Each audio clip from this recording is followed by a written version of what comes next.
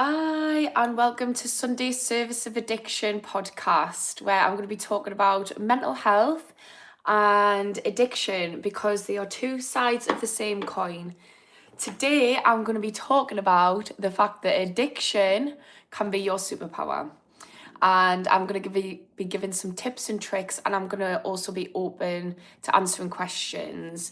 My name's Ashley Bloxham, and I'm an addictions therapist, but I also specialise in trauma, and I've worked with a lot of clients. I've also overcame addictions, multiple, and I am also have had experienced the other side of it where I've had loved ones who struggled with addiction. So I have a full 360-degree understanding of addiction. I've also studied it an insane amount. Usually I have my co-host, but she's not here today. She's having a wonderful spa day. I think she definitely needs it. Don't we all need self-care? So I'm going to be talking about how addiction is your superpower, because I think often what we do is we think about addiction as it being a negative thing. We load ourselves full of shame and we think, oh, we're failing. Somebody mentioned the other week about how I'm not a good person if I do it. And it's just this feeling that we're just not getting it right. But actually, I just need to say, if you are going through addiction, it is not for the faint-hearted. It is not for the faint-hearted. It was so humbling for me and I felt so rubbish, but I kept on going, and every day was another day that I just kept on going. When I managed to get out of it, oh my God, on the other side of recovery, where I'm at, which is where you recovered, you just have this sense of, I can do anything. I can literally do anything. If I can do that, I can do anything. And it even goes a bit deeper. If you can deal with that internal shame of having an addiction, kind of get less bothered about what people think. Like, I've already shamed myself. Providing you're doing the healing, you can get to a place where no F's are given. And on top of that, you're just the most empathetic person in the world. I've never met somebody who's been in active addiction and who's in recovery or even completely recovered, any one of those stages, who isn't super empathetic. Because you sit there in the depths of hell, realizing what it feels like to feel scared, to feel shame, to feel less than. I'm doing air quotes because society says that. It is not true. And you get to feel this, and it just makes you have mad empathy for anybody who's going through something. And I would argue that it's the same with mental health. If you're going through mental health issues, it gives you empathy because you know what it's like to suffer. So it can be your superpower, but the key is to reframe it. It's so important to recognize that instead of feeling shame and feeling guilt and feeling, air quote, not a good person, to remember that I'm a human being who's just being a human being, trying to just get through life, and it is my superpower, because the fact that I'm able to be doing this in the first place and still be here is winning. And if I can get out of it, oh my God, I can do anything. Literally, that is the attitude I have. I am invincible because nothing was as hard as that. Trust us. I'm going to see some comments. So usually I only focus on the comments that people are making around addiction. So if anybody wants to ask any questions around addiction or mental health, because they are two sides of the same coin, please do. I'll do my best to answer, but I'm just going to catch up with people because my co-host isn't here, so I'm going to let you keep us company. Hi, Andy and Rox. Are you American? No, I'm English. I'm a northerner, north of England. Is this a live or a highlight? It's a live. So I just start off by talking about a little topic. It's supposed to be a live podcast, but my co-host isn't here. So I'm just doing a live. It's a little bit more relaxed. Andy, she's not real. It's a video AI. I'm not AI. I like that though, AI Ashley. I'm not, you can ask us a question, I'll answer it. I don't know why AI would be sitting there pretending to be an ex-addict either. Geordie, yes, I'm a Geordie. What is she talking? Just joining. So, Rox, I'm talking about addiction. So I'm a mental health practitioner, so I'm a therapist, but I specialise in addiction. That's where all my study is, and I've overcame addiction. So I'm just here to talk about addiction or mental health because I feel like you need to deal with the root cause if you're going to deal with the symptoms which are coming out as addiction. But there's sorts of addictions. It's not just linked in with alcohol, drug use. It's also doom scrolling. We've all been there. Most of us are doing it now. So yeah, hi, I'm good, Vishal. How are you? I'm just going to say hello. She looks like a star. Rox, I don't know who you are, but I'm enjoying the compliments. Kesa, I was addicted to, by the way, I am terrible at reading. I'm riddled with neurodivergence. So one of them is dyslexia. So try and bear with if I'm saying your names wrong. So Kesa says, I was addicted to painkillers for years. God, how I miss them. Yeah, I think prescription drugs, it's not something I've spoke too much about, but they are so addictive. So I had an addiction to quetiapine. So I actually was told to take them. If people don't know what quetiapine is, I've got bipolar and it's a mood stabilizer and an antipsychotic in one. So it was supposed to help us with my bipolar.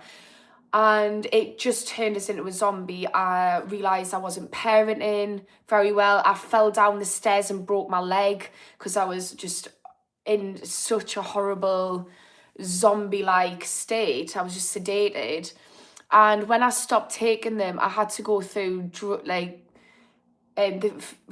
physical withdrawals. And my friend who I usually do this podcast with, my co-host, she went through heroin and she said you're going cold turkey. It was the same symptoms and it was brutal. My bones were hurting, that I was in that much pain. It was shooting pain down my bones. I was going hot and cold sweats.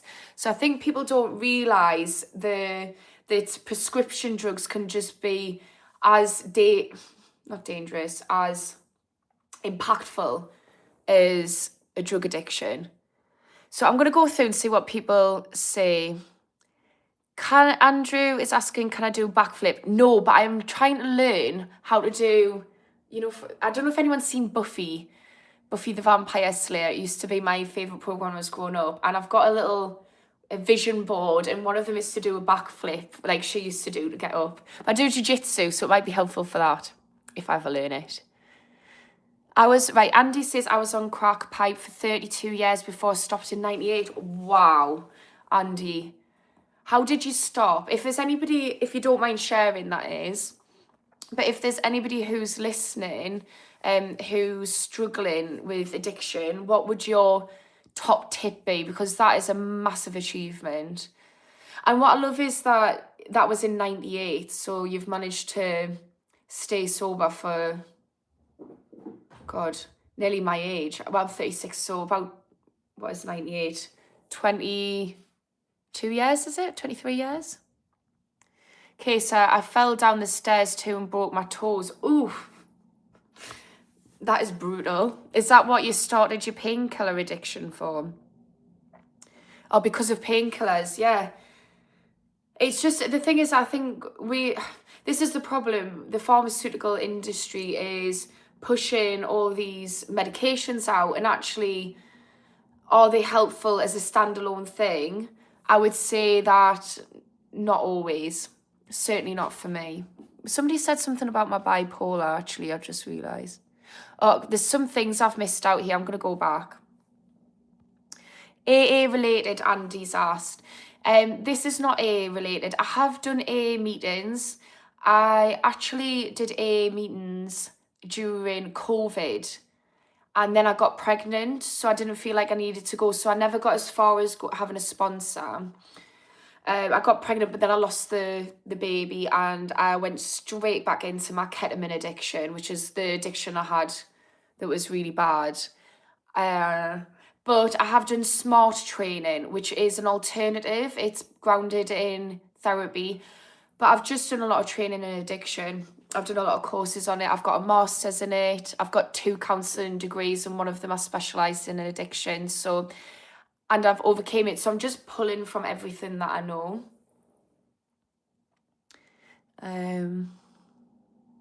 What did I do? So I was asked, what did I do to beat addiction?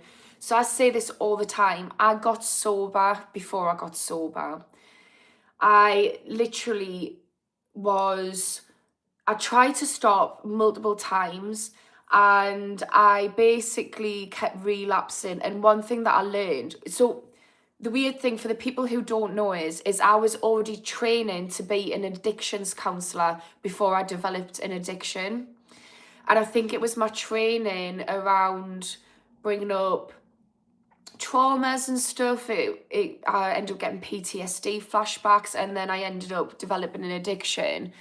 So for me, what I learned to do was love myself enough so that when it came to that point, I was able to do what I needed to do to get sober and sustain it. And a big part of that was taking stock of my environment. I had to see who's in my life. Are they helpful, or are they sending my nervous system crazy? I've scratched a scab off my thing that's bleeding.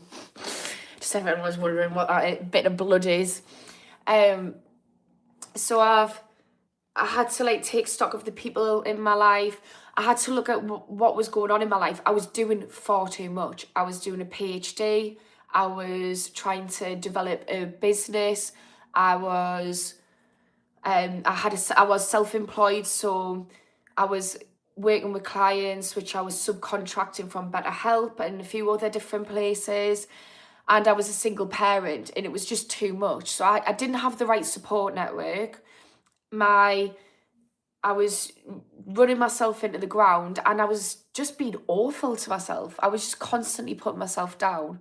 So I had to start loving myself enough to get to the point where I could stop my addiction and build up a life that was better than the addiction, if that makes sense. There was a lot of other factors, but the thing is, I was already training to be an addictions counsellor, as I said, and none of the techniques I'd spent years learning worked.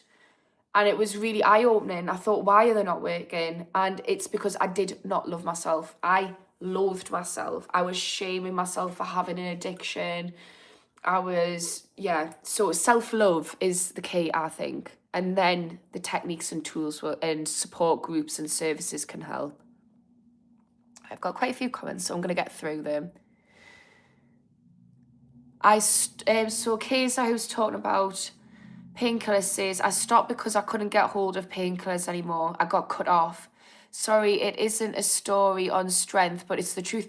No, I disagree, Kaysa. I think just because we've got cut off doesn't mean that you're not having to go through the strength of that. And, even the strength of talking about it openly. And I just think that, for people who experience an addiction, it's not what makes you stop. So it's not necessarily you can't say, my partner was going to leave us, so I got sober, so it was my partner. Yes, that might be helpful, but it's you who's done it. And I think we need to take accountability for what we've done. And yes, it is helpful when people support and don't enable, or if things get cut off, but you've still done it. So, sorry, that was a bit ranty, but I think, no, you've still got off it, and that's an achievement. How do people overcome low self-esteem? Has there been any research regarding that? So I'm currently writing a book. My words are a bit tangled today. So I'm currently writing a book, and it's heavily focused on that. So self-esteem, okay, I'm trying to think of some little tips and tricks that you can use. But if you think, so Jordan Peterson talks about it actually. He says that competence and self-confidence are the same thing. So the more competent we are, the more confidence we have in ourselves, and the higher our self-esteem is. So why is this important? Competence. So, and I'm going to link it into addiction as well if anybody's listening for addiction. But when we're feeling like we're racking up fails, so letting myself down, I want to stop that addiction and I can't, or maybe it's with boundaries, you're struggling to put boundaries in and you can't, so that's more of a self-esteem thing.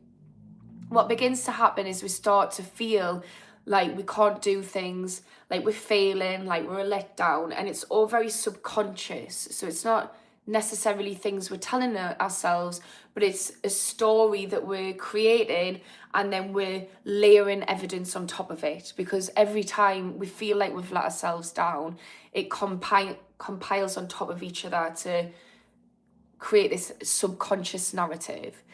So Jordan Peterson talks about competence, and what he says is, if we start to create situations where we can win and we can do good, and then we praise ourselves for it, we start to change that narrative. We start to realize, actually, no, I can do it. I've just done this thing and I smashed it, and on top of that, I'm praising myself for it. So I'm telling myself a new narrative. I'm rewriting the script, and that will start to compile on top of each other, and it'll start to improve your self-esteem.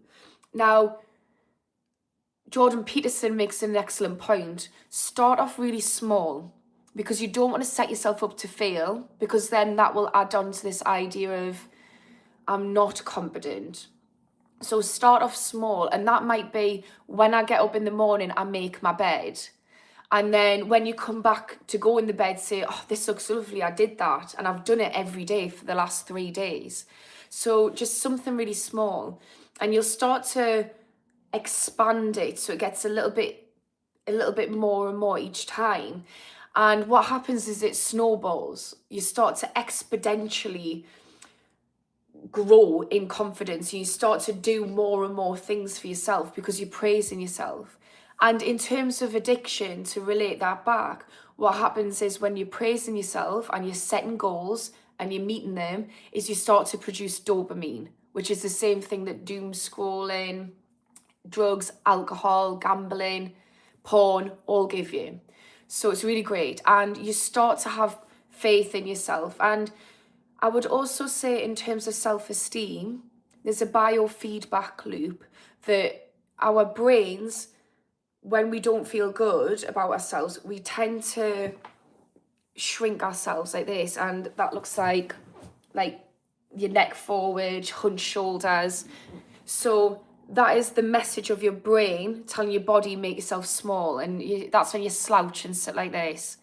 So what you can do is you can get your body to tell your brain that we're confident, and that looks like opening up your shoulders, good posture, trying to practice giving people eye contact, sitting up straight.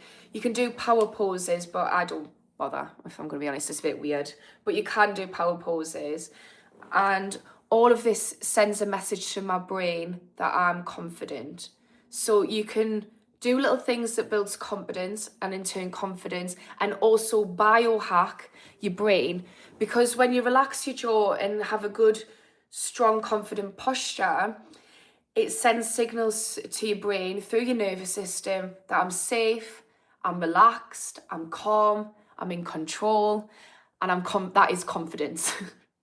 And you'll start to notice as well that we get so there's something called mirror neurons.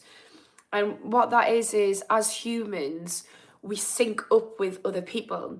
So if you're starting to be confident and relaxed, you'll start to notice other people become relaxed in your presence. And if you're confident and giving that confident smile and eye contact, other people will. So then it'll start to feed back through mirror neurons that I am also confident and safe. My environment's confident and safe because the people are mirroring that back to me. And you'll just see your life change. I just do it step by step. I'm going to try and get through the comments though.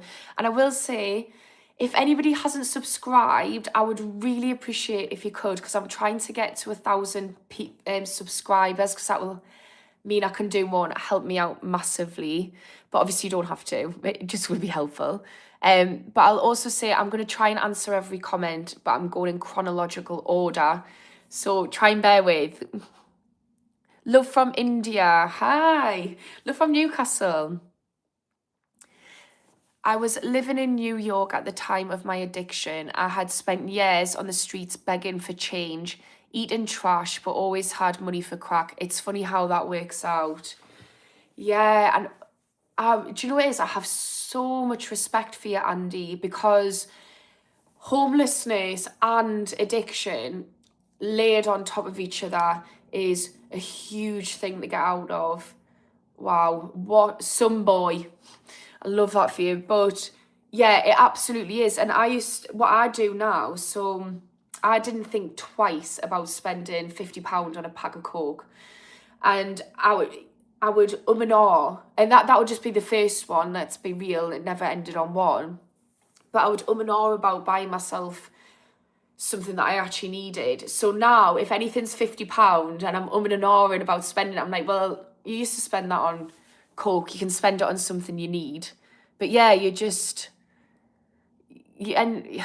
it's crazy. I used to leave myself without money for food in my addiction. Nuts.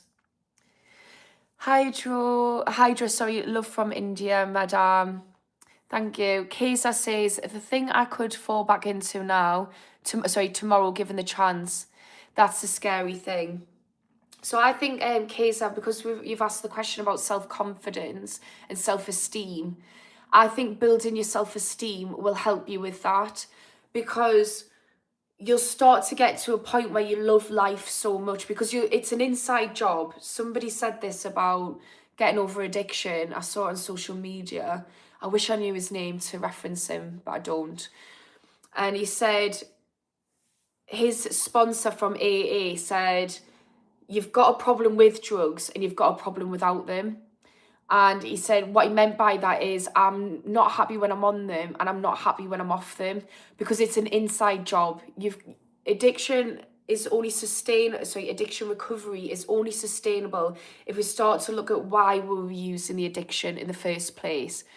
Because all of the research, all of it points to the fact that addiction is a form of self-medication, whether that's medicating an undiagnosed mental health disorder, whether it's trauma, whether it's childhood adverse experiences, which is ACEs, childhood trauma. Addiction is a symptom, and it is a way of medicating something else going on underneath. So you need to deal with the root cause of it, which is why I talk about mental health on this channel and answer questions around that as well. So work on your self-esteem, try and think, why was I using it in the first place? If it's painkillers, it sounds like there's some pain going on underneath, and try and deal with the root cause of it. And you'll get to a point, hopefully, where you just think, I don't need it. So for me, you honestly could not pay me to go back and be a ketamine addict. And this is coming from somebody who was relapsing whilst pregnant. So yeah, inside job, love yourself. Harry saying, hello again. Happy Diwali, much love and blessings from India. We need more people like you to openly speak about the reality and struggles with addiction. Thank you. I really appreciate that comment. The reason why I'm doing it is because I wish there was somebody like me when I was going through it, because I just experienced so much shame and stigma. And my co-host, who I usually do this podcast with, she'd overcame addiction. She's so inspirational, and she really made us feel like I didn't have to be ashamed of it. And my other best friend was the same. My dad was really great as well, although he didn't understand it, but he was great and he tried to understand. That was what was really great about my dad. And if anybody's dealing with somebody who has addiction and they don't understand it, is just get curious and try and relate it back. So try and just understand. And that was still quite uncomfortable, but that was because of my own shame. but he did provide a safe space to lean on him. Andy, I had access to nothing, so had to go cold turkey, everything. I always died with withdrawal at the time. Yeah, that is one of the big things, is withdrawal. I'm writing a book about the links between ADHD and addiction. It's around the neuroscience and biology and psychology of it. And I've had to put a big disclaimer in there because we don't realise how dangerous it is taking something out of our bodies that our body is reliant on. It's really dangerous. And what I often do with clients when I'm working with addiction clients is reduce down. And that's one of the things I did for myself as well. I reduced down because I had drug-induced psychosis when I came off drugs the first time. And I didn't realise I had bipolar. But I'm not allowed to say this on social media, but when I've had psychosis, there's been a couple of situations where basically the voices were telling us to do things which would mean I wouldn't be here today. So yeah, it's just so important to do it with services if possible and to do it in the right way. But I'm so glad, Andy, that you managed to get through that. What would you say is the thing that helped you get sober for anyone who's listening who needs some support? Because I know that obviously you've done something incredible. I had to live in a hole in Mexico for 2 years, but they deported me even though I was white as they come. For God's sake. What is wrong with the human race? Crown Sedge, how long have you been clean? So coming up to 4 years. I'll be the 3rd of February will be 4 years sober from Ket. I've recently stopped drinking as well. So basically my psychiatrist said to me that I was addicted to mind-altering substances.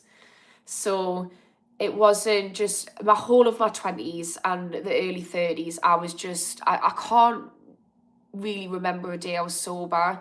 So that might have been alcohol, weed, coke, pills, acid, mushrooms, all recreational drugs. I've never done any hard drugs.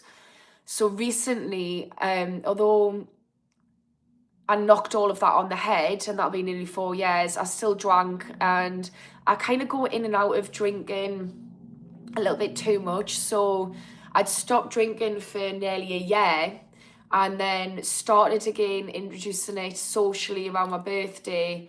And it just always creeps in a bit too much, like finding excuses. So I stopped. I've just knocked that on the head as well recently. That was 6 weeks ago. No, 8 weeks ago, sorry.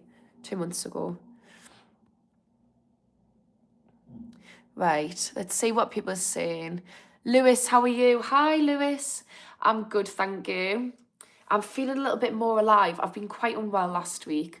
I just say that because I know there's some more people on. If you could subscribe, that would be so helpful, because I'm trying to get to 1,000 subscribers so I can do a little bit more. I'm also doing free addiction groups, like workshops, support groups, and it's based on everything that I've learned.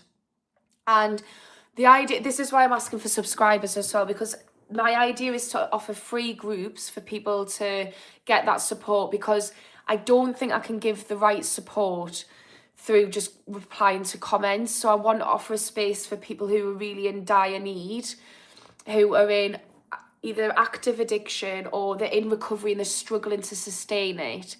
So if that's something you're interested in, comment on any of my content. I get a notification just saying support group, and I will get in touch with you and offer you a free spot. But my idea is to get paid from YouTube so that I could give free addiction support for other people. So subscriptions would be so helpful, because then I get paid for just doing my thing. Rain Man said, everyone not addicted is blessed. Yeah, it is a tough hand to be dealt. It really is. It's not for the faint-hearted.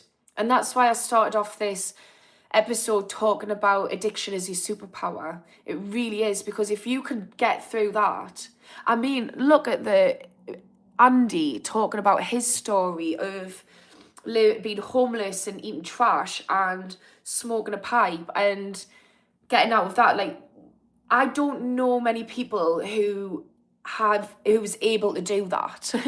You know, anybody who could go through the depths and despair and the fear of addiction, not knowing if you're going to get out, seeing your life slowly but surely just get worse and worse, and deal with the shame and the judgment from society, and if you're like me, from loved ones, because they just don't understand it, because society isn't very forgiving of addiction. To be able to get out of that is amazing. So yeah, let's see. So yeah, I would say anybody not addicted is blessed. I wouldn't wish it on my worst enemy. But I'm bloody so proud of myself for getting over it. And I don't know how you're feeling about it, Andy. What was my drug of choice? My drug, yeah, did you say as in ketamine? Yeah, that was my drug of choice, ketamine. I always loved it. So I started taking it when I was 19. And I always loved it. But when I started doing I'd already done a lot of training and degrees. So I'd done a degree and I was doing my master's, but I did another foundation degree for counselling, and there was a really heavy element of personal development. So I had to learn about ourselves. So as a counsellor, you need to try and be as self-aware and healed as possible when working with clients, because if not, you're just projecting all your unresolved trauma onto them, and it's really not helpful. The problem with that is I started unearthing traumas, and I didn't have a safe container to do that, and I started having PTSD flashbacks, and this is where the ketamine really got a hold of us. So it was already my drug of choice, to answer that question. Crown's Edge, well done, keep it up. Thank you. I'm just sailing through it now. I definitely don't struggle. I don't like the word recovery. I'm recovered. I've recovered from that addiction. I'm living a happy, lush life. So, but thank you. Mohammed, hi. How are you? It's nice to see people come back. Mohammed's absolutely lovely. He's been on a few lives as well. Some boy. Black Slave Eddie, you're beautiful. I don't really agree with what Black Eddie said. Oh, sorry, I was half reading. I thought he was saying of superior white. I thought you were talking about. I'm not even going to say what I thought it was. Sorry, that's my dyslexia. I was like, I don't agree with what I thought it was. I keep reading though. God. As a black man, I respect your beautiful. God bless you, beautiful queen. Thank you. I really appreciate that. I thought you were actually being the R word, so, and then I carried on reading. Carmuck, your tea must have gotten cold by now. Yeah, I'm a single mom. I'm used to cold coffee. I had to get used to it. Lewis, that's good. I've been subscribed, and I used to be addicted to Xanax, but I haven't bought any since 2022 now. Brilliant. I used to take Xanax quite a lot. I used to have it to come down off the ketamine, so it wasn't my drug of choice, but it was, I think though, ketamine was the one that I was addicted to, but I think just mind-altering substances. But yeah, I know of people who are really addicted to Xanax, and also pre-garbs. Lol, Eddie, yeah, a trip, brother. I don't know what, a trip means. Is that, I'm not down with the kids. I did comment and didn't know what next. Did I not reply to you, Mohammed?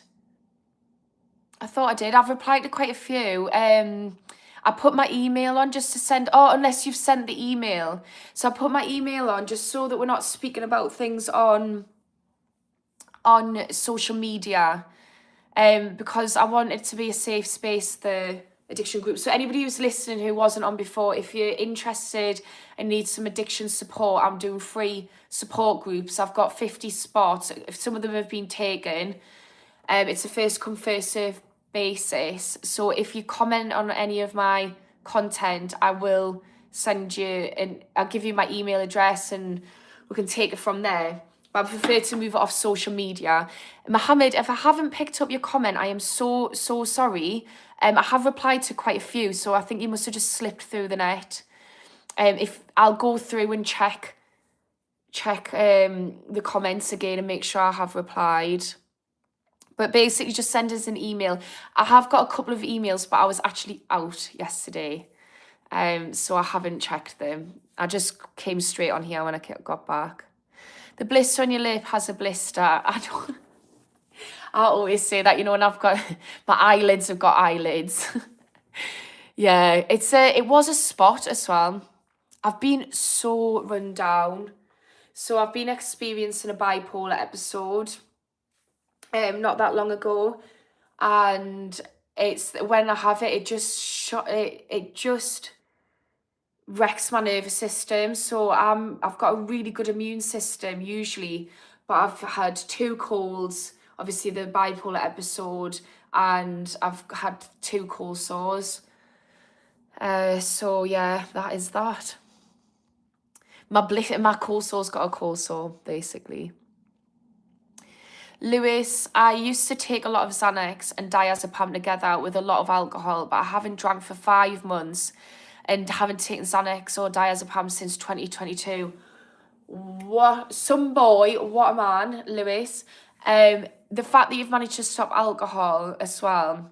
I think alcohol is one of the hardest addictions because it's just so available. It's so infused into society, and it's so hard. And I actually get people who don't understand addiction, who haven't been through it, or who haven't taken ketamine, when they ask us what my drug addiction was and I say ketamine, they're like, you took ketamine?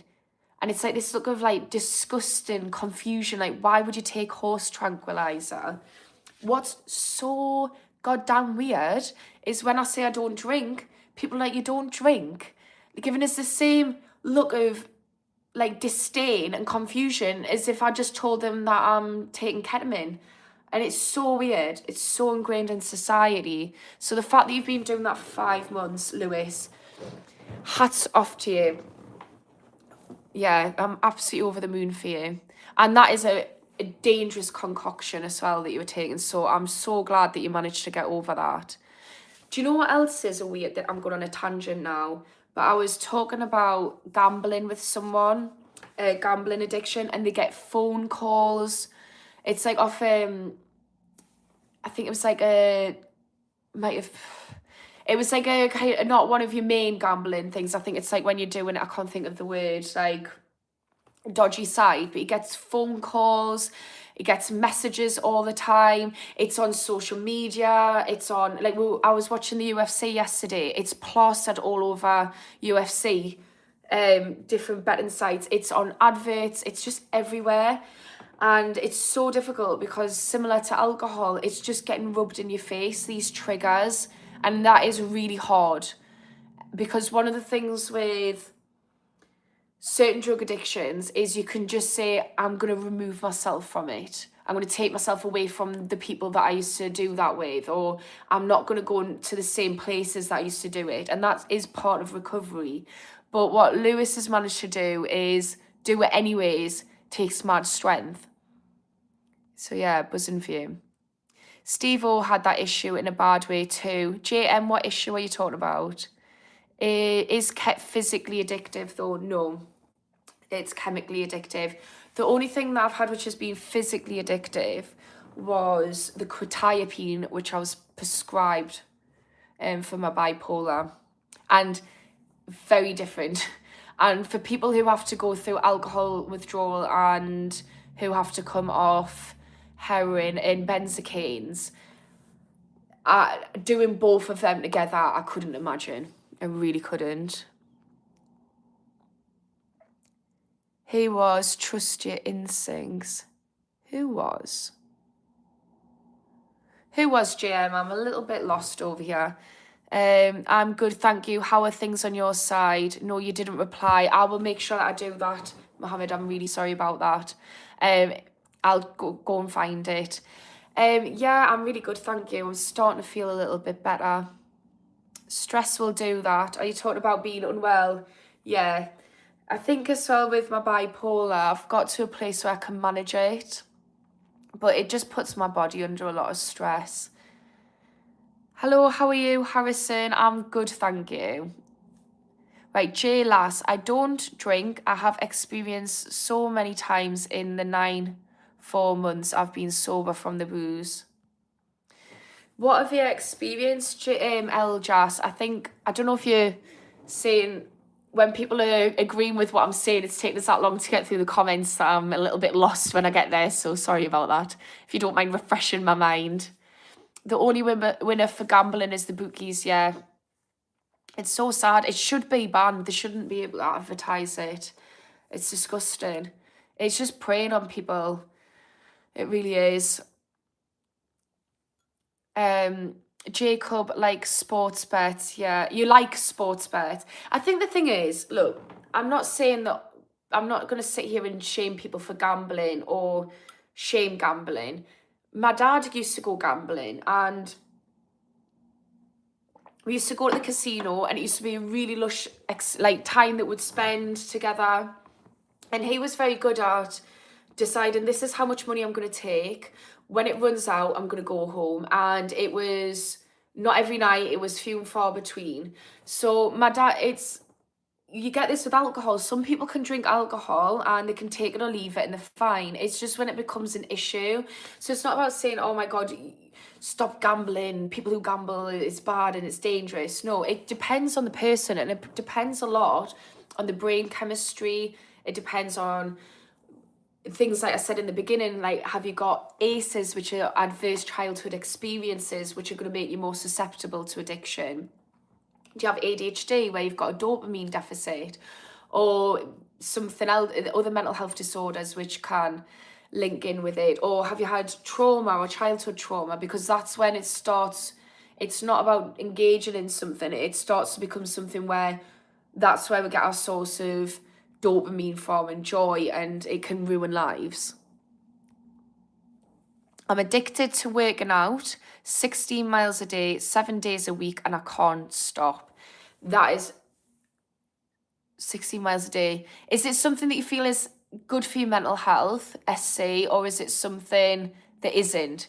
Because the thing with addiction is it's defined as only when it's a problem for you. If it's something that you think's a problem, you are trying to stop and you can't stop, then it's classed as an addiction. If it's something that brings you joy and your body can handle and it's not a problem, then it's, so let us know before I start talking. Oh, I wish you all the best. Good luck on your flight. To stay straight, all of you. Bye, SC. Thank you. Oh, Philip T, 14 months sober today. Alcohol. Woohoo. I've already said about what I think with alcohol, so that is unreal. And 14 months is such a good time. Your dopamine receptors will really start to be heavily recalibrating now. So yeah, how are you feeling, Philip? Are you enjoying it? Are you still, is there still times when you just think, oh, have you got any tips for anyone who's in recovery or wanting to recover that might be helpful? The constant booze everywhere, yeah, it's disgusting. Literally on the UFC, I was looking at it, and I love watching it, don't get us wrong, but there was just alcohol, like Budweiser, I'm not even going to say them out because I don't even want to promote them, but there was alcohol, bets, and energy drinks, and I thought, this is like a heart attack just mapped out for people. Just addiction city over here. Jacob, no, I've never gambled. Been in a couple of made a lotteries, but the proceeds go to hospital. Oh, that's so lovely, Jacob. That's so sweet. Curious vlog. Hello, sending good vibes from Sri Lanka. I can't say Sri Lanka. Guys, I'm starting to lag now. Sri Lanka. Got there. I'm a medical student in here, and I think I'm new here on your channel. Oh, well, welcome to my channel. Curious. Yeah, so we're just talking about addiction and mental health. If you could give us a subscribe, that would be great. And anybody new who's watching, I'm trying to offer free support groups, which people, if they're interested in, there's spaces available. But the idea is to get to 1,000 subscribers because I can start to monetize. So the idea is to get paid off YouTube and let the people who need the support get it for free. Right, Jacob, go to a hospital. Curious vlog, does that mean you do things about in Sri Lanka about, and also what are you studying? What are you specialising in to be I know you're, guys, my brain is fried. I know you're trying to be a medical student. I think I'm going to have to go soon, so I'm going to go and answer these questions, and then I'm going to go because my brain is now starting to turn to mush. Castle culture, Team Island, you're 8. Do you mean 8 years old? Castle culture, because it's meant to have an age restriction on it. Seawag, hello. Yesterday I was watching Georgia Tech, and the mid-game I realised the more my team wins, the more recognition they bring to my city. I'm tired of people noticing us. I want to go away and forget. Seawag, you actually inspired me yesterday. So you were talking about, I can't remember the name of the city that you went to university. So Seawag was talking about, we were discussing decriminalization of drugs, and he was basically saying that there was like huge impacts. And I actually went away and researched it because I thought, you know what it is, it's been a couple of years since I've looked into how decriminalization is doing. And what actually happened is they had basically put money into decriminalizing drugs, but they were meant to put money into services, and it took too long to put the money into services. So then what happened was the services which needed to be there alongside the decriminalization, like they did in Portugal, didn't work out. So then by the time they then recriminalized drugs, the services hadn't had enough time to be working. So I think it was a policy issue. But if you look into Portugal, it's actually been great. And there's a lot of research around this. So legalization is actually, some research is saying, has had a negative impact. It's mainly been legalization of cannabis in a lot of states in America. But there's a study that I found which was quite interesting, which said that it didn't, and it looked at the crime statistics. So if you're interested, Seawag, let us know and I'll send you the links. It was quite cool to read about. But yeah, you inspired us to get all nerdy again. So I'm just going to reply to these, and then I'm going to go. Just subscribe, Jaylas, thank you. Sex addiction is real, guys. Yeah, when I became a private addictions counsellor, I didn't realise, I thought it was going to be drugs and alcohol coming through the door, and the biggest thing that came through the door was sex addiction. It's huge, and there's no services, and similar to other addictions, a lot of people felt a lot of shame around it and really struggled just to say, this is what I'm going through.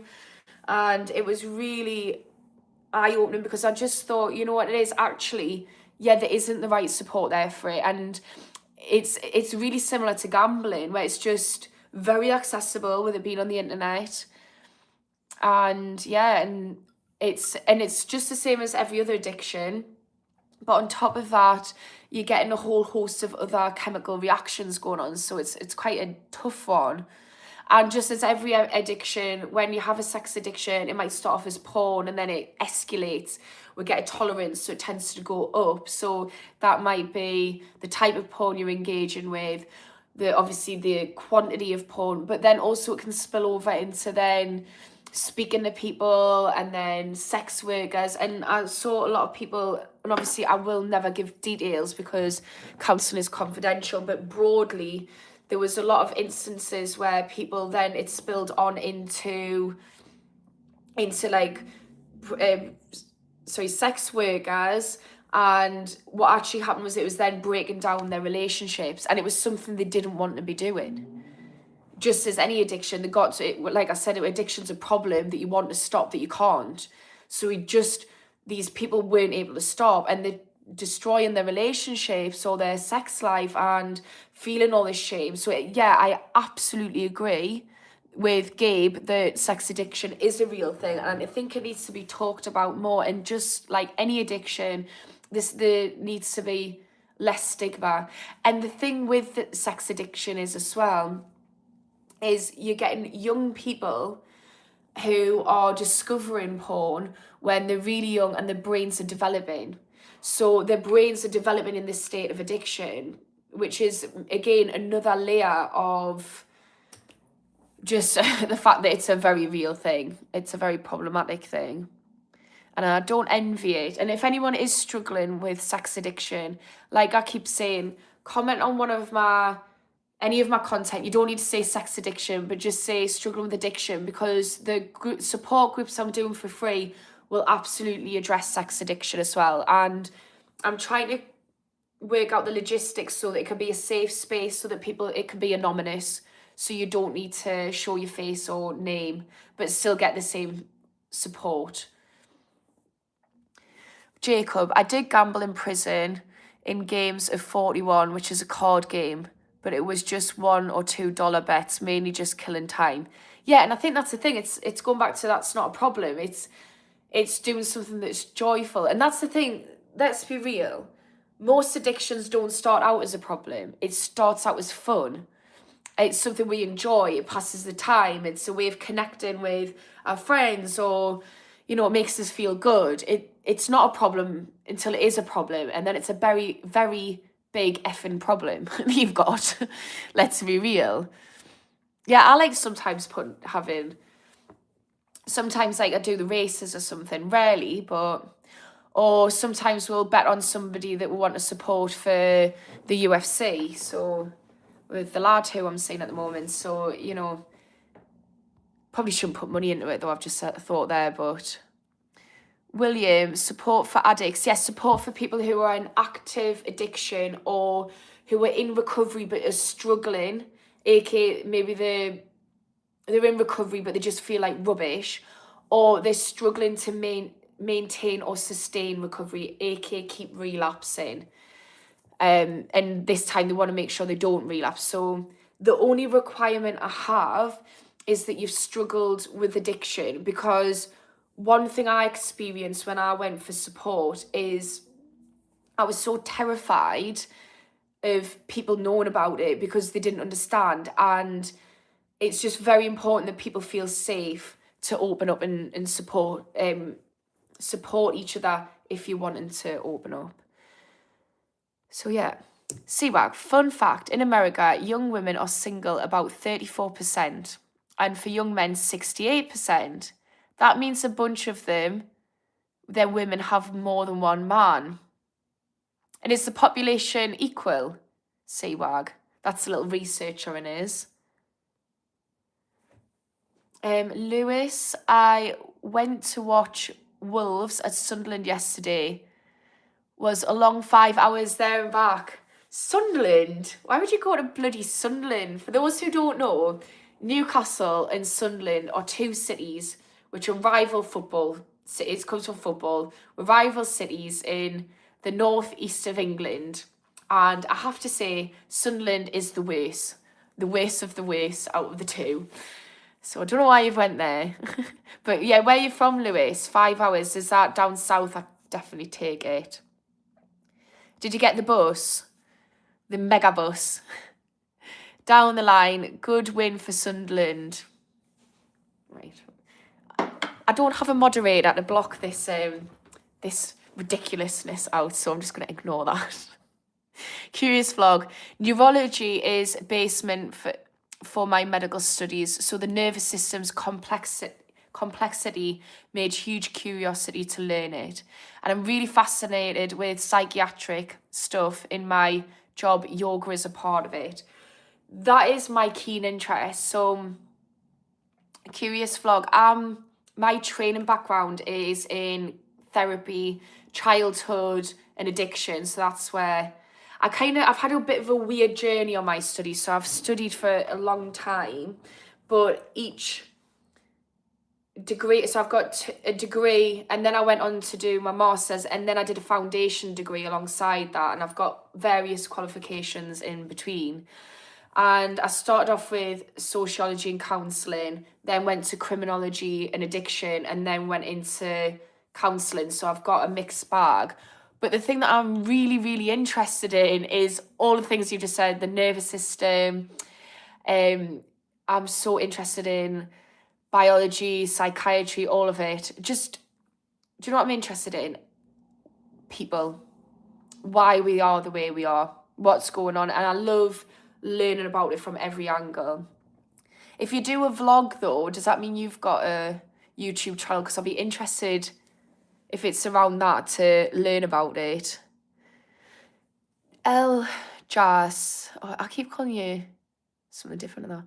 Here in Australia, we are so behind in decriminalization and other addiction issues. Yeah, I don't know much about the drug policy in Australia. I studied England or the UK. But yeah, I think, do you know what it is? I think there's very few places. So I did study decriminalisation, and CWAG was making a good point on one of my other lives, is that the drug policy, it's not just about the drug policy. It needs to have, we can't just decriminalise. It needs to have a lot more. It needs to be treated like a welfarist issue. But the war on drugs is not working.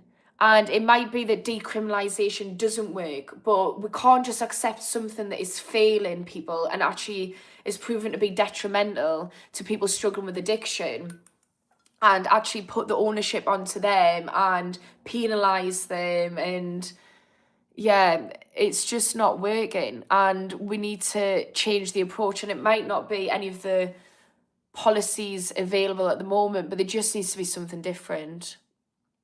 Because, it changes the brain chemistry, and then you're criminalising it. It doesn't make sense. Like, it really doesn't make sense. But yeah, the only addiction is the self, and there is no self. It's like the Matrix, isn't it? The spoon. But I am the spoon, but there is no spoon. I don't like to think about things like that. It sends my bipolar crazy. Like, what in God's earth is going on? Like, how am I even here, consciously recognising that I am a speck floating around on a rock, and then talking to other people about their conscious understandings? It just blows my mind. I just frantically think about it and then have to stop myself. Share the philosopher. Yes, Jacob. I love a philosopher. Mike, hello. CWAG isn't. Yep, I don't know what it is or isn't. Guy, I'm addicted to fishing and I love it. Yes, it's all about the good addictions. Look, let's be real. Addictions are just driven by chemical reactions in our brain, which is the reward center, which is making us chase pleasure and reward. So I think it's naive to say that nobody has an addiction. We all have addictions. We've all got things that we love. It's just about finding things that are healthy, that lift us up instead of ruin our lives. We don't want our lives in tatters. And I don't think fishing is putting your lives into tatters. So I love that for you. I'm addicted to, I'm geeking out. I love learning. So addicted to learning. Yeah, I'm really enjoying jiu-jitsu at the moment as well. But I'm at that stage where I'm actually really rubbish and I really hate being bad at something. So I'm at this stage where it's like driving us to be good at it, but also it's so hard. It's so bloody hard. I'm just getting braid left, right and centre. I did manage to do a 4-minute, I was sparring with someone who was massive, absolutely huge, because all the people who I'm learning with are lads, and they're all just hench. Well, they were all just lads for a start, and then this one was huge. He was so tall and he was massive, and I managed not to get tapped out, which was a win, but I was... That's about as far as my wins are going at the moment. Toon Army, Matthew Woodward. Yes. I is from the Toon. Although I was born in Sheffield, but I've lived here since I was 7. I used to be a magpie. I used to be in the Magpie Club when I was a kid, which if people don't know what that is, the football club from where I'm from, Newcastle, get called the Magpies, and I used to have season tickets when I was younger in the 1892 bar. I used to love it. We used to share them, and I used to be in the Magpie Club. They used to send us Christmas cards and birthday cards. Jacob, give thou the holy banhammer. What does that mean? It is fascinating how people take, although ignorance is bliss. I used to have a much easier life when I wasn't so self-aware. I think the more I learn about myself and others, the more I'm like, for God's sake, like, why did I do that? Why did I go on this journey? I love it, but it's a head F. Richard, I'm a new subscriber. Just wanted to say hi. Love your topics and how you keep it real, 100%. Thank you, Richard. I really, really appreciate that. I really do. It's nice to get feedback because I'm quite new to it, so I'm just kind of winging it at the moment. I appreciate that, and thank you for subscribing. And if anyone's new, it would really help to get a subscription, because I'm trying to get paid off YouTube so I can offer free support groups for people struggling with addiction. How do you know if you have bipolar? Mohammed, what I'm going to do is I'm really sorry that I missed your comment. It might be helpful, if you don't mind, if it's not too much trouble, just to send another comment on one of my content. But if not, I will try my best to find it. But that will remind us on, because I can be a little bit scatty sometimes. But yeah, I wanted to give you a phone call, and I'll ring you off if you don't mind. If not, we can try and arrange something where we can, I just want to keep anonymity, but I know you'd spoke about this before. Well, I had clocked it, hadn't I? And I think what's really important is, yes, get you involved in the group, but also just give you a little half an hour phone call. It'll be free, or Zoom, or whatever's like more comfortable for you. We'll discuss it in the emails, but just give you a little half an hour to try and make sure that you're getting the right support, because what I don't want is to be given inadequate support, and part of that will be discussing that with you. So yeah, just try and comment. I'm so sorry it slipped through the net, and we'll either have a Zoom or a phone call or something that works for you, and try and get you in the right place. But you're doing the bloody hard work already, and you're smashing it. So like, all this extra stuff is going to help you fly. It is. I've been calling you J-Lass, haven't I, for ages, and it's the other way around. It's been dyslexia. Can't be perfect over here though, can we? You're doing a great job. Look forward to seeing more of your channel. Thank you so much. I really appreciate that. No, I really do. Thanks. And thanks for coming on live and commenting, supporting. It really helps some people comment, because it boosts up the algorithm. I think I've done quite well today. I don't know what my view rate is going to be, but I've had more people than usual, so that's a win. So thank you everyone who's getting involved and supporting. My auntie's from Barnsley. Ah, that's right next to me, Barnsley. That was a very bad Barnsley accent. Yeah, so I was right next to there. I had one of my neighbours was from Barnsley.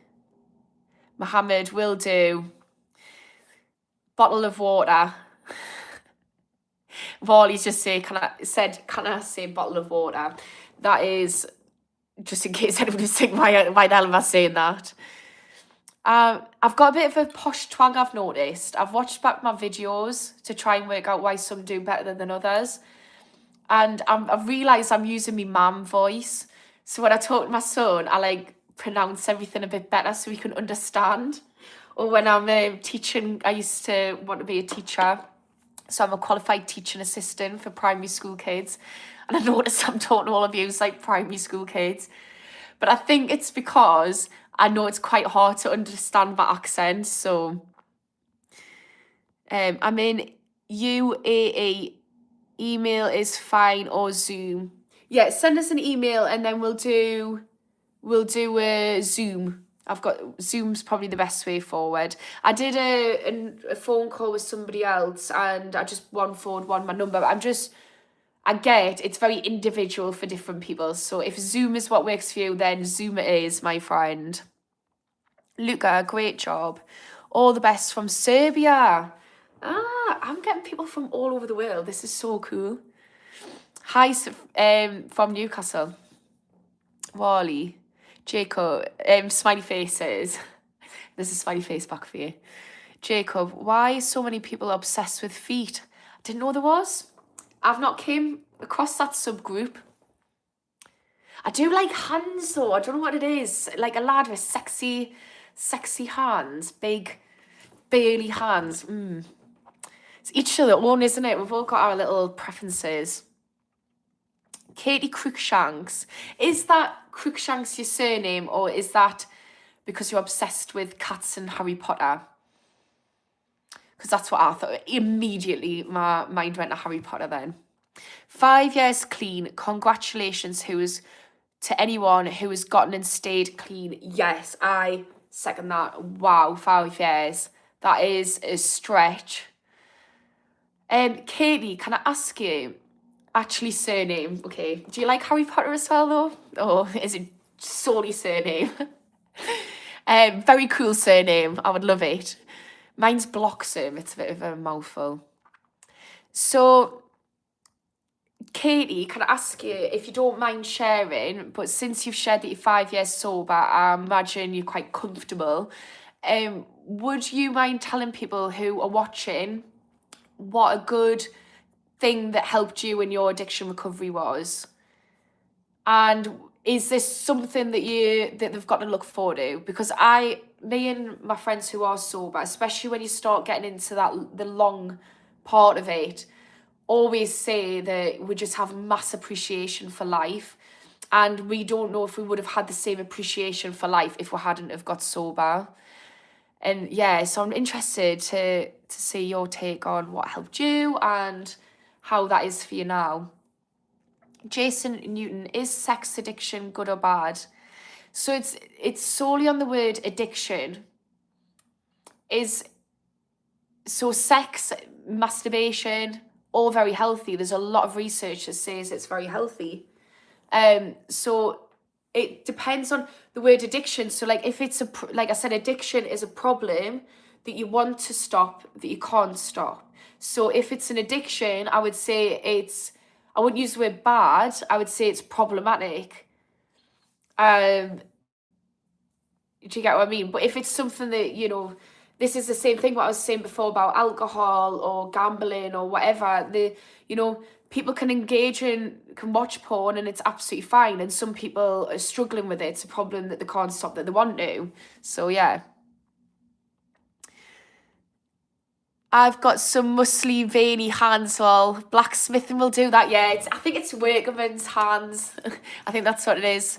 It's when lads got hands-on jobs, have big workers' hands like them. That's just me. Everyone's different. Lewis, I've definitely watched your live another time. Thank you. Oh, thanks very much, Lewis. I really appreciate that. I'm on every day. So it's GMT time because I'm in England. But I go on 10 o'clock in the morning, well, just after 10, and just after 9 p.m. at night. Usually on a Sunday I have a co-host, which is living it up in a spa. So I'm here by myself today. Katie, never have seen or read anything about Harry Potter. Fair play. That's one of my addictions. I'm obsessed with it. But yeah, fair play. Let's stay on track. Staying away from people who use, because it's way too hard to get and stay clean around those that use. Yeah, triggers, it's such a big thing. And I tried to maintain relationships with people who used, but I really struggled. One of the things though is I've stopped drinking, and it's not, look, I could not be around people who use ketamine, which was my drug of choice. But with alcohol, that's never really been it's never been something I've been heavily addicted to. I've had stints of it and I've used it in a way that isn't healthy or great. So I don't know. I don't want to insult people who've experienced alcoholism and say it's the same, but I've had to learn how to be around people who drink, and that's been sometimes tough. But what I've been doing is I've been having non-alcoholic beers, but ketamine, which was my drug of choice, absolutely could not. And I really had a bad sugar addiction as well. I had very, very unhealthy relationship with food and my body. And again, I've had to learn to just say no when other people are saying yes. Jason, I'm from Slytherin. I don't like Slytherins over here. I'm definitely a Gryffindor. I'm very courageous and geeky. Gryffindor or Ravenclaw. The sorting hat would struggle to put us in a category.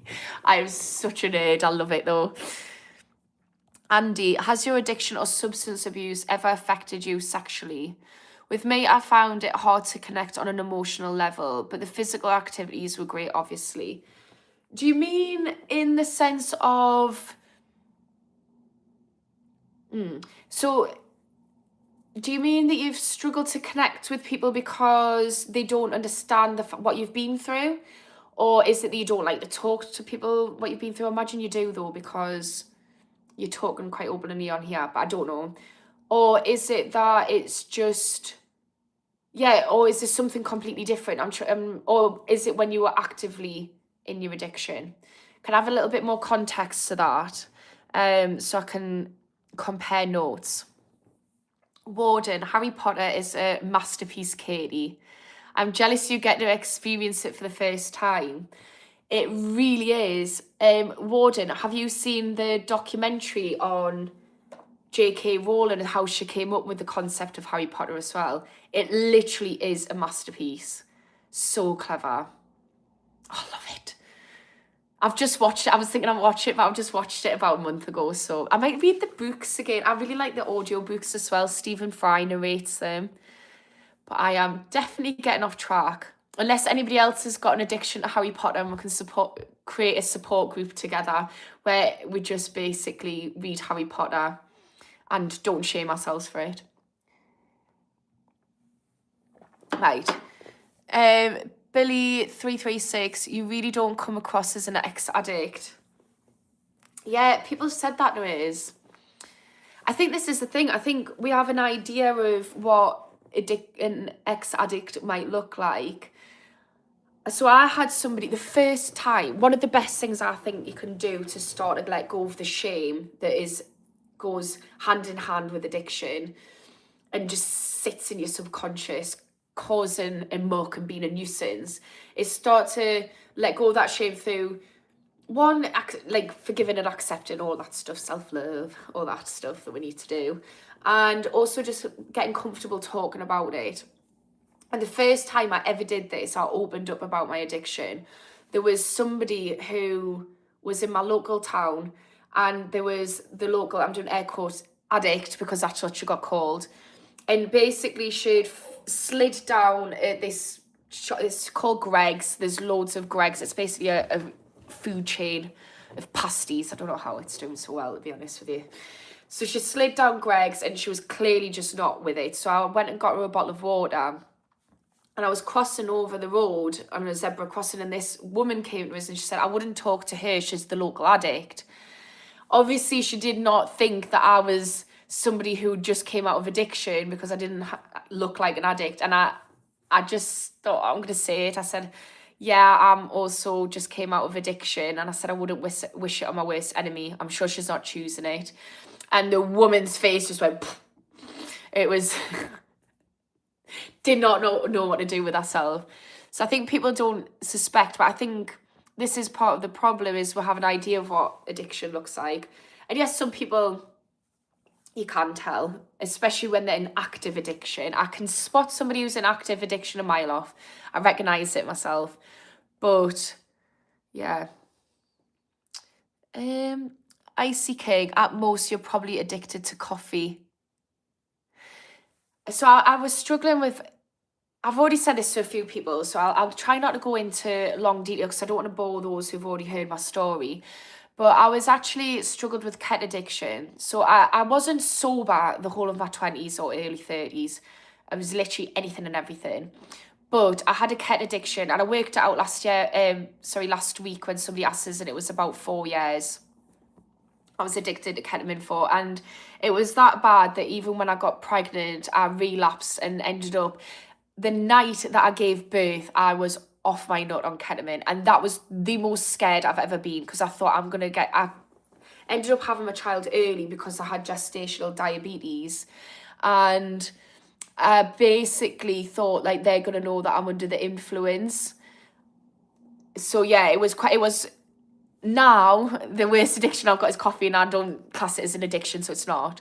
I love it, but yeah, I have had quite bad addiction, and my bladder was like basically getting wrecked from it, which it means like that's one of the things with ketamine is it wrecks your bladder.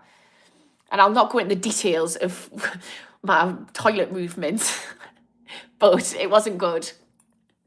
So yeah, I've definitely had more than a coffee addiction in my time. But yeah. Andy, with being normal, people, they often beg. I'm still not understanding what you mean, Andy. Right, let's try and work this out, what Andy's saying, because I'm like not picking up what he's putting down. I'm trying to do you justice. So you struggle with emotional connections with being normal people. What do you mean by they often beg?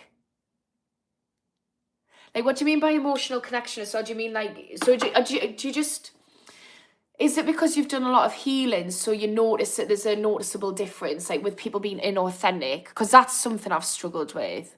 I really struggle with inauthenticity, and unfortunately I feel like I notice it a lot, and I think we're all, there's places where I'm constantly realizing where I'm being inauthentic, but I struggle because I've got such a good relationship with myself and I understand myself so much through having to go through that process of learning self-love and healing myself so that I could be successful in my addiction recovery. What I've realised is I really struggle to connect with people because my emotional intelligence is just off the map, because I've had to put myself under a microscope to heal. So then what I notice is all the different things that I've went through, I can really spot it a mile off on other people. So I was very inauthentic.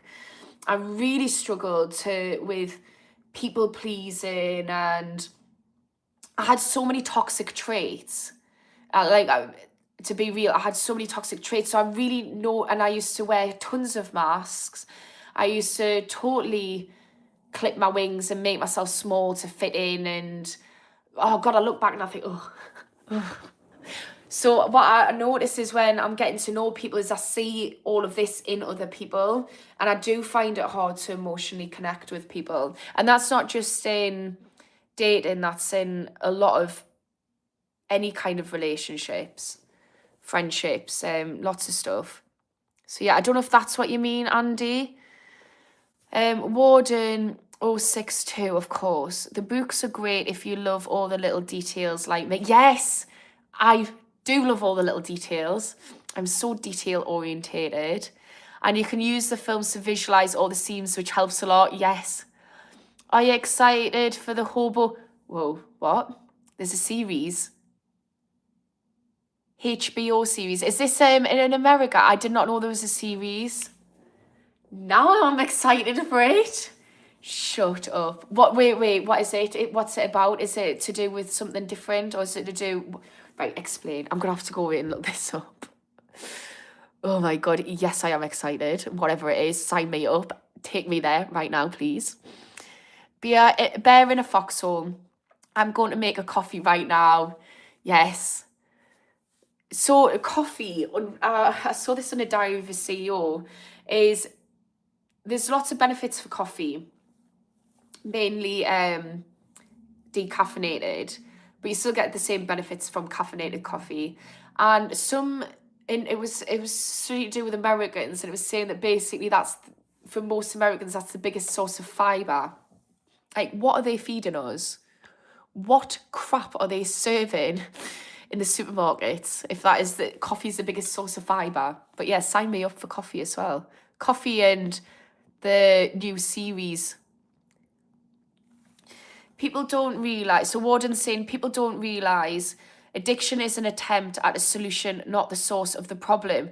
That is my catchphrase. Addiction is the solution, not the problem. 100% agree with Warden. It is the solution to the problem, and by that what we both mean is you're self-medicating. And actually, when we realise that, one, it takes the sting out of I'm a bad person and I'm failing at life and I'm an addict and all this. It's like, no, this is the solution to the problem. And the thing is, what we can do is if we let go of the shame of I'm the problem and actually the addiction's the problem, so it's a solution, we can start to let go of the shame, build up self-love and find a better solution. If we see it for what it is, we can say, okay, there's better solutions out there and I'm going to find them and I'm going to work hard until I get the better solution. And part of that is accepting it's not the problem. Comments like that are just things people repeat off the cuff that don't have the capacity to think deeper. What comments are we talking about, Warden? Chris Stevenson came out the other side. Yes, well done, Chris. Love that for you. Me too. And can I ask, how are you finding the other side? Is the grass greener? Because I bloody love looking at grass now. I never even noticed how beautiful the world was. And I always say I got sober before I got sober. That's one of the things I started doing, is looking around at how amazing life is and starting to see the wonders of humanity and the world, as opposed to being, I think addiction, you're so internal and you feel so isolated and cut off. And if you could start to like broaden yourself out and turn that inwardness outward and start to connect with people and nature, it's can be really a big game changer for addiction recovery. Bear in a foxhole. I kicked my habit after 10 years, cold turkey, no meetings, just perspective. Yes, I love that. And the thing is, I don't want to sit here and say, don't go to meetings and don't go to services. Some addictions, you don't know how your body is reacting to the addiction. So I had drug-induced psychosis, which was dangerous. That was off something that generally is quite safe to come off. But also some addictions like alcohol, benzocaines are actually really dangerous just to go cold turkey off. So I don't want to say don't go to services, and services might be what helps you. So everyone's different. But I will say something that you need is perspective. Whichever perspective that is, perspective that addiction's the solution, not the problem, perspective on how you're treating yourself, like have you got a shitty committee in your head? Do you need to get rid of the shitty committee, fire it and hire a positive vibe tribe? By that I'm talking about thoughts. Or do you need to get perspective on, just there's so many different, get tons of new perspectives. What was your perspective that you got? I know you're talking about perspective on a broad sense, but just a question I'm throwing out at you. I've got 3 years. Yeah, 3 years is a mint space to be in a good little spot. Anything after 2 years, your brain's recalibrated. So the main milestones for addiction is 3, and this isn't talking about methadone. Heroin addiction, that's different. But the main, I suppose when you come off methadone though, yeah. So the main milestones though for addiction, broadly speaking, are 3 days. And this is, I'm trying to quantify something that is it's not 100% this, but it's good to have milestones, I think. Also, speaking of which, I found really helpful, and I know some other people have, is the I Am Sober app, because you get to see the wins adding up and you get to celebrate them. The only downside is if you keep relapsing, it actually was quite painful to see constantly restarting it. But anyways, I digress. Let's get back. So the main milestones is 3 days. So the first 3 days is where your body's just going to feel like crap. Then you've got 3 weeks. That's your next milestone, because your brain just isn't able to get dopamine. You've been flooding your brain with dopamine, whichever addiction it is. And it basically is like, oh my God, there's no dopamine. I'm not getting flooded with dopamine anymore. But what happens is our dopamine receptors start to overcompensate. So it downregulates the amount of dopamine that we're producing. So that first 3 weeks are really tough because we just feel like crap inside and out. It's like walking around with a grey cloud over our world, and it's really difficult. But being aware that this 3 weeks is where your dopamine receptors are screwed, and it's going to be really difficult, can be good, because you can remind yourself, I've got to get through this 3 weeks. Then life will start to get a little bit of a sparkle back. After 3 months, what happens is the cravings start to come down in intensity. So you're not getting hugely intense cravings, and that will start to happen. But after 3 months, they'll hopefully be more manageable. Like I said, this is just a gauge. But after 2 years, research shows that your brain is mostly healed off. Most people's brains are healed after 2 years in terms of dopamine. So you're in your 3 years, that's great. But after 3 months, it will get easier. But you would really do need to keep hammering in with everything, because you don't want to get cocky and be like, I've done my 3 days, or I've done my 3 weeks. And this is something I hear a lot with addiction clients, is they'll do about 3 weeks or 3 days or 3 weeks, and they say, oh, then I just relapse. And it's because we can start to get cocky. As soon as we start to feel a bit better, we think, oh, I've done that now, I'm feeling good, I can take on the world. And then they'll put themselves in a situation or in front of a trigger and end up falling off the wagon, or that little voice will merge its little head and say, oh, well, we've done great now, I'm feeling good, I can take some ket, it'll be fine. No, you can't. No, you can't. It is lying. That voice is lying to you. Right. Andy, lion, coward. Who's a lion, coward? I don't know what you're talking about here. Oh, bear and a fox. Oh, let's not be mean to each other. This is a safe space. I don't like that. If you want to be mean to anyone, be mean to me. I don't want you doing it amongst each other. I really want this to be a happy, safe space where anyone can come on and just... Because I think if we're dealing with addiction, guys, we've dealt with enough shame. And I don't mean to be pointing the finger, but I really just want this to be a nice space. And I know we've all got opinions. That is human, having different opinions. I urge that we all have our own opinions and we all challenge ourselves and each other. But I'd like this space to be challenge-free, if that's all right. Chris, chick. I wanted everything else more than dope. Yeah, that's the place I've got to. For me, my life now is so good that you could not pay us to go back. And I can't, I'm not living an amazing life from the outsider looking in. I'm really not. But, I mean, it's getting better and better. It's on a trajectory, I'm not going to lie. I really do feel like, but for me, from the outsider looking in, you'd think, oh God, that doesn't look that great. But it is. Like, I'm a single mom. I've been told because of my bipolar, I'm not allowed to work. So I'm on universal credit, which is the dole. So like I'm classed as like a single parent on the dole is, you know, if we're going to look at it from the outside, looking at it, it doesn't look pretty great. It looks a bit grim, but it's not. I love my life. I'm getting to learn, do something different because I've been told I can't work. So guilt-free, I'm trying out YouTube and podcasts and all that stuff. And I just buzz off the little things. And I think this is something that quite a few people who I've spoken to who's in recovery really say is like they just really appreciate life. I am high on life now.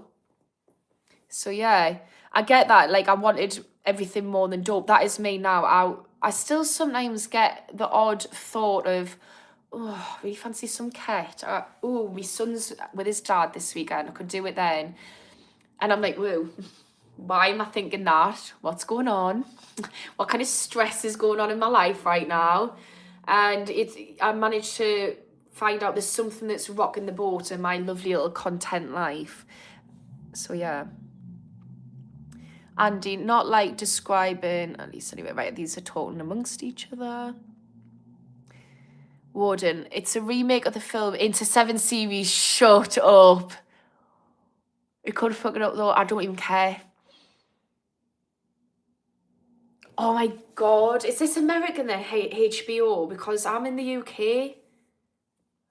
Oh my God, that is the best news ever. I was just saying life is so good and fucking got loads better. I love Harry Potter so much. This is the best.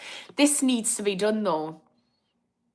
I've just been watching Game of Thrones again at my friend's, and my friend, I went round, she was watching it in bed. I hopped into bed with her, ended up watching it, and she said, I've watched it 3 times. I was like, watched it 7. But I feel like this could be one. It has the potential to be one of those. Oh, it means I can get all the there's things like peeves and stuff in the book. Sorry, I'm geeking out on Harry Potter now. I'll rein it in.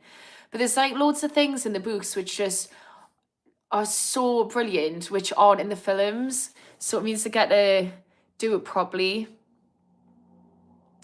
Judgment seems to be a big part of the group shit. Do you mean that and telling war stories, which was a major turn off? Group shit of what? Do you mean in this group? So, oh, do you mean to each other? What do you mean by that, Bear? 36, darling. I'm 36 too. Flirty 30s. Corbyn fits women in it. Yeah, we are.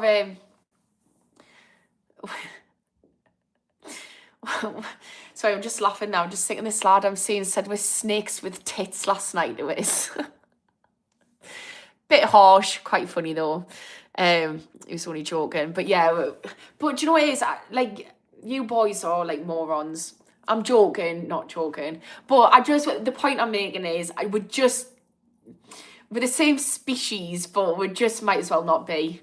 Like, honestly, when I talk to my girlfriends, I'm like, what goes on in the brains of boys? But you're all literally wired up. Like, you're wired up differently. Like, I'm so interested in the neuroscience, between like biology of relationships and the difference between male and female. And oh my God, what a difference. So, men in it, to respond to you, Chris Stevenson. Oh, I do you know what it is though? I really appreciate men. I feel like they're really struggling at the moment. Like, this whole masculinity being under attack is really hard. I think though, do you know what it is? Like, at the same time, women have experienced a lot of oppression. So it's really hard. I think we're looking at equality for women, but actually there's a struggle for men. It's now becoming a struggle for men. But I think both need to be sorted out. I think we're both oppressed in different ways. So hopefully it leads to mass generational healing. The lady saying the local addict, it's easy for them to call someone a name and think the problem can be dealt with by the addict just stopping. They're looking at it the surface level. Yeah, Warden, 100% agree. Addiction isn't a choice, and I've had so much stick. I've had trolls for this. When I've said addiction isn't a choice. They're like, oh, it is a choice. I've came out, it is a choice. Yeah, it is a choice. Like, yes, it's a series of choices to stop, But a lot of the research, I would say all, but that's like a very bold statement, but mass amount of research shows that it is not a choice to be in that position. I don't think anybody who's in active addiction is like, yep, this is what I was aiming for, got it, or like, sign me up, my life's brilliant, I've had a fantastic childhood, I've lived a wonderful life, but I'm a little bit, I think, like, I don't want a wonderful life. I think I'm just going to go down the addiction route, because that looks like shits and giggles, doesn't it? So yeah, it's it's so true what you're saying. It's not as simple as that, as just stopping. It wasn't as simple as just, I'm going to choose to be an addict. And equally, it's not as simple as just stopping. And honestly, I wouldn't wish it on my worst enemy. It is such a scary, awful place to be in, because you actually don't know where it's going to go. I remember writing a poem when I just came out of my addiction. It was like 6 days into my recovery.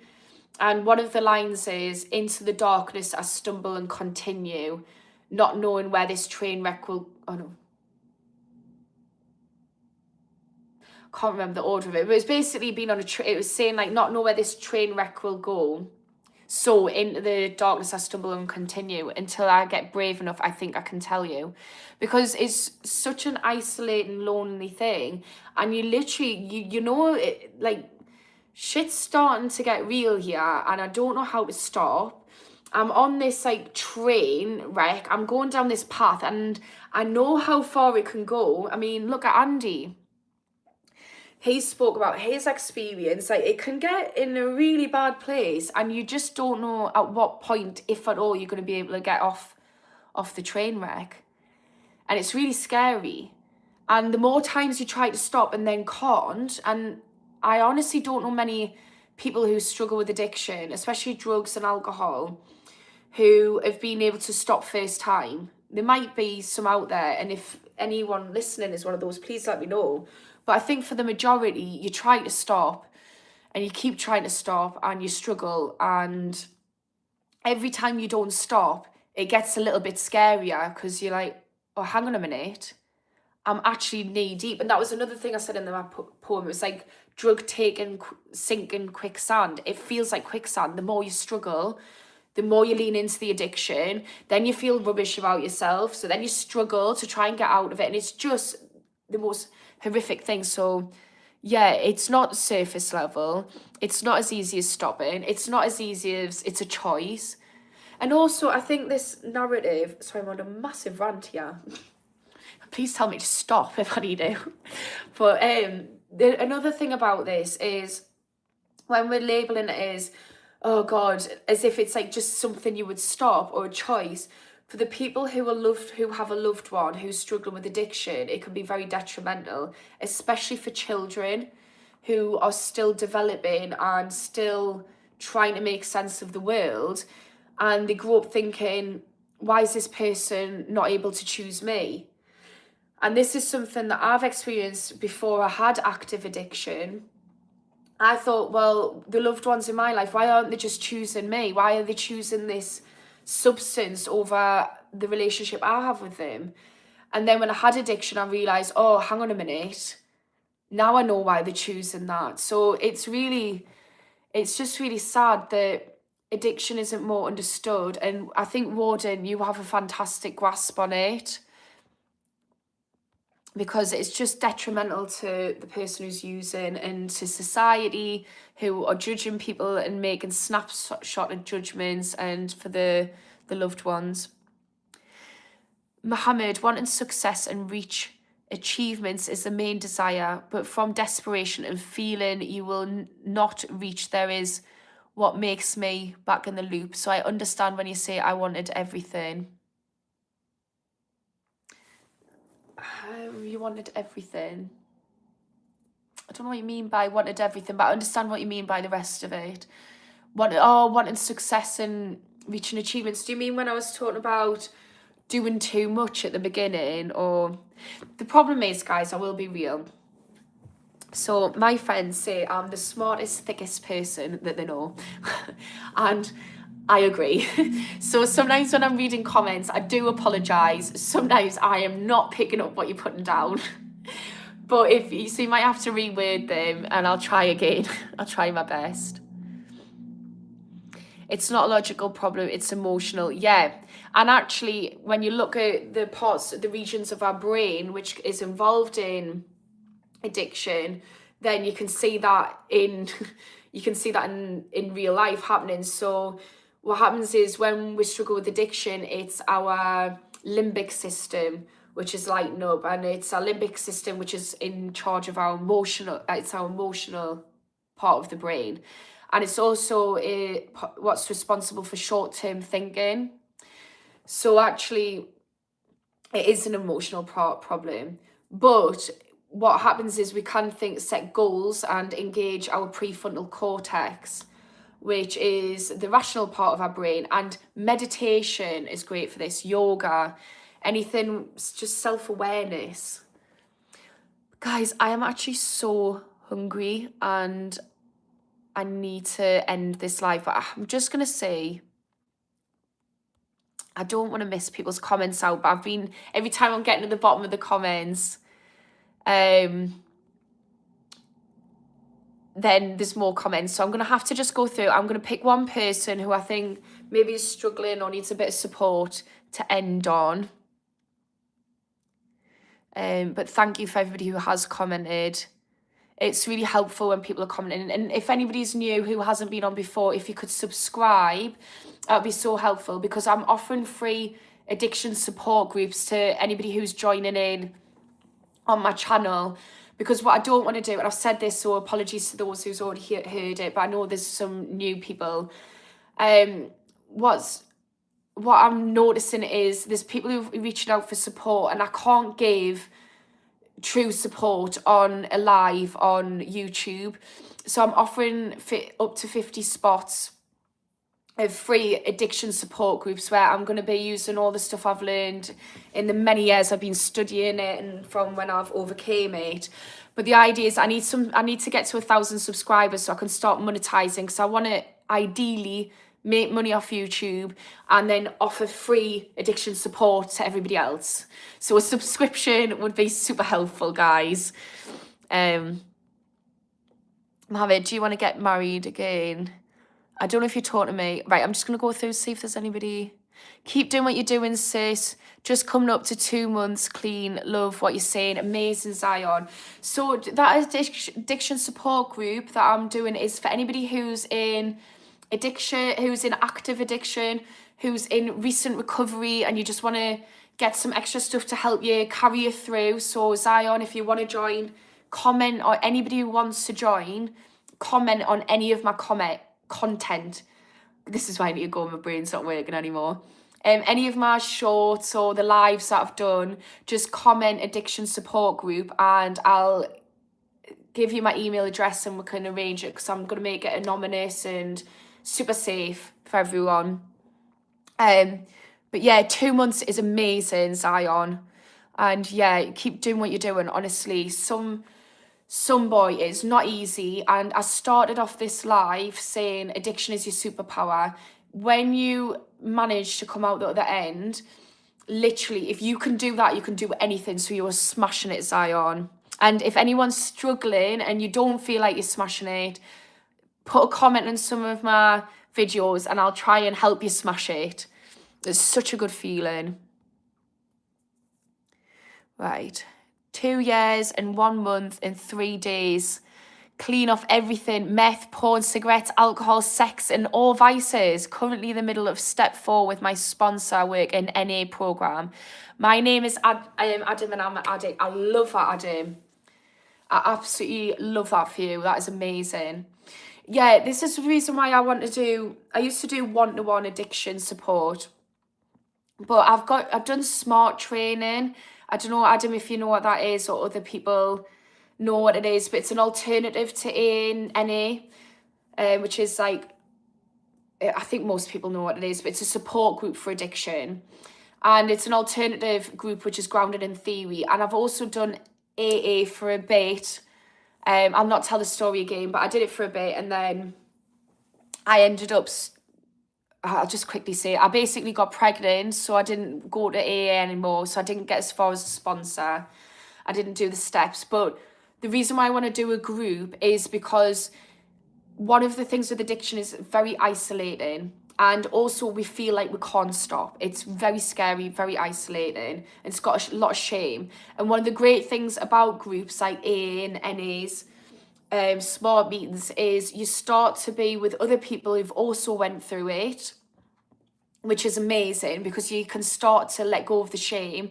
You can learn from each other about what does and doesn't work. So it's inspiring, and it stops you from feeling so isolated, and you start to think, no, we've got camaraderie, and it's just great. It's really great. And there's a lot of neuroscience and biology behind why it's great, which I'm not going to explain now because I'm very tired.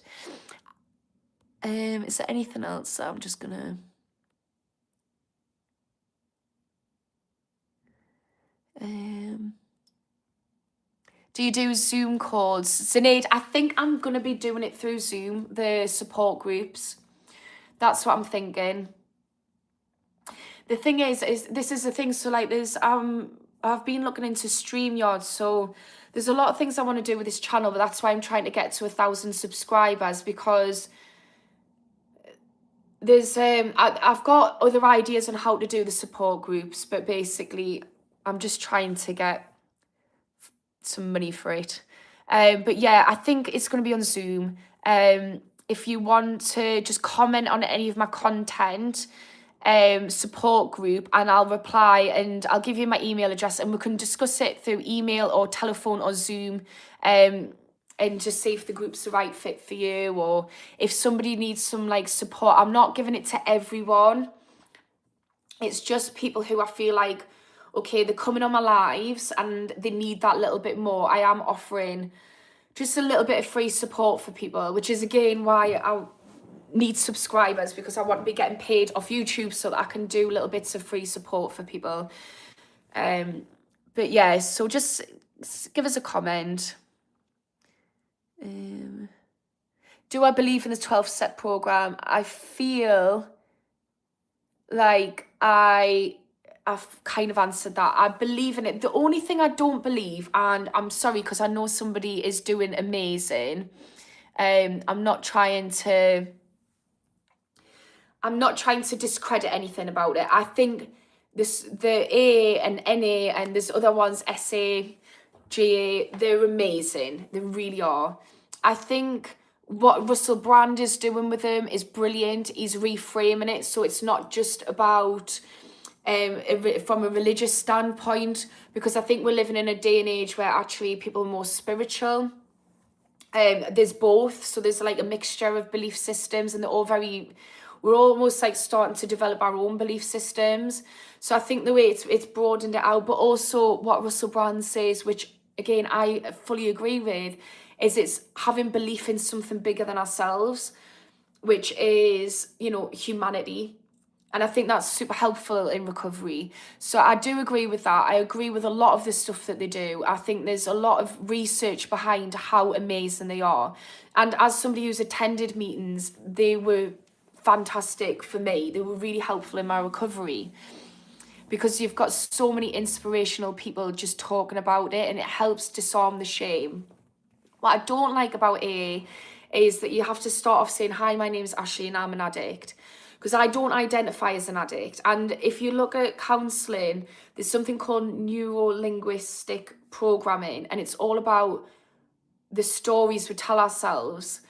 That's the one thing I would change, is I wouldn't say I'm an addict. I'm recovered and I might be susceptible to it, but that's the one thing that doesn't sit with us, and that's just me personally and my background. But amazing, it's really good, and I would urge anyone to join any kind of support group, even online ones.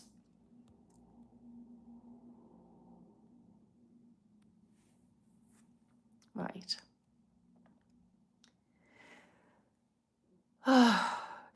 Right. Well, I'm gonna have to. I hate how they claim it's anonymous and they make people say their names instantly. Yeah, I think there's little things where, but do you know what it is? Look, I agree, Seawag.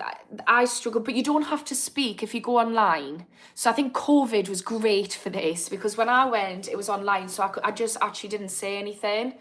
But I was so scared when I entered my first meeting of, is anyone going to know us? I'm going to tell them my name. And I don't know why, because everybody else was struggling with addiction. But it was that fear, and I think it's because addiction, you know, it thrives in secrecy.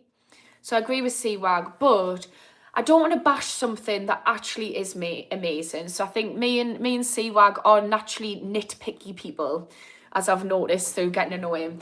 We like to challenge things and we're opinionated. So I don't want to bash something off two little nitpicks, but I fully agree with you for us nitpickers over here. But it's amazing. But I'm going to have to go. Hi, Bob, CWAG. I'll try and remember, but you might just be called CWAG because it's hard for us to remember things. I need to go, though. I am starving and I am scatty and I'm going to go. But you trade your personal stories and secrets for acceptance. There is a definite pecking order. Are you talking to me? Or you're talking about AA meetings? Because I do share my stories and secrets, but that's more because I'm at a place where I know that if people were more open, I would have felt more comfortable, because I think sometimes we all kind of keep stuff stuck and we don't talk about the struggles we have, and then when one person starts talking about it, it's like a domino effect where other people are like, oh, well, if they're talking about that, I can talk about this. Like even just like things like women's problems, like me and my girlfriends, or sex and stuff like that, which, you know, is quite taboo. As soon as you say it, then everybody starts going, oh yeah, that I've dealt with that. So that's what I do. But if you mean in your experience of AA meetings, that I didn't experience a pecking order, but I wasn't there long enough because, as I keep saying, I stopped because I was pregnant and I was terrified that anyone knew. When I was pregnant the first time, or both times that I struggled with addiction, I was so terrified that because they ask you when you get pregnant, the midwives say, have you ever experienced drug use? And my friend who said yes, that she had, even though she'd overcame her addiction, she said that she had, and they were drugs testing her and stuff, and it really was terrifying for her. She was terrified that social services was going to be involved. So I was so scared because I stopped both times I got pregnant. One was a non-viable pregnancy, and then the next one was, I stopped when I found out I was pregnant. And I was so terrified that they were going to involve social services. But I actually ended up involving social services myself later down the line. So I did a full 180 on that. But yeah, I struggled with that. I would assume every group is different. Yeah, and I wonder as well if it's different online groups versus face-to-face groups. I wonder. And yeah, it is like groups, in any groups you can have some, and I think it takes you need to be a very good, what's called moderator and facilitator. So so I learned about doing what's called encounter groups, which is essentially how to do groups within a certain therapeutic framework. And there's a lot of skill in it, and it's quite difficult. So when I've done groups in the past, you've got to try and make sure everybody's getting heard and that you're keeping it, you're making it a safe space for everybody. And the problem with addiction recovery is we're really vulnerable. You know, we're at a really vulnerable spot neurologically and also, you know, emotionally, let's be real. So it's very important. So I imagine some groups can actually, be quite negative.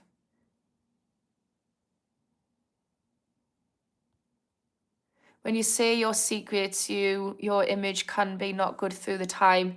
Yeah, I know what you mean. Like, do you know what it is? I'm at this point where I'm like, literally my rep is quite poor at the moment. I don't give a crap what people think about it.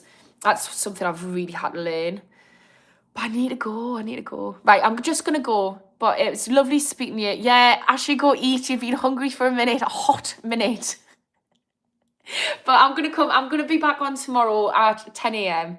and 9 p.m. So if anyone wants to join, you can. Thank you for subscribing. Yeah, if anybody, I know I've said it a million times, sorry to keep pounding you guys, but if anyone could subscribe, that'd be helpful. And I'm just gonna go. Bye.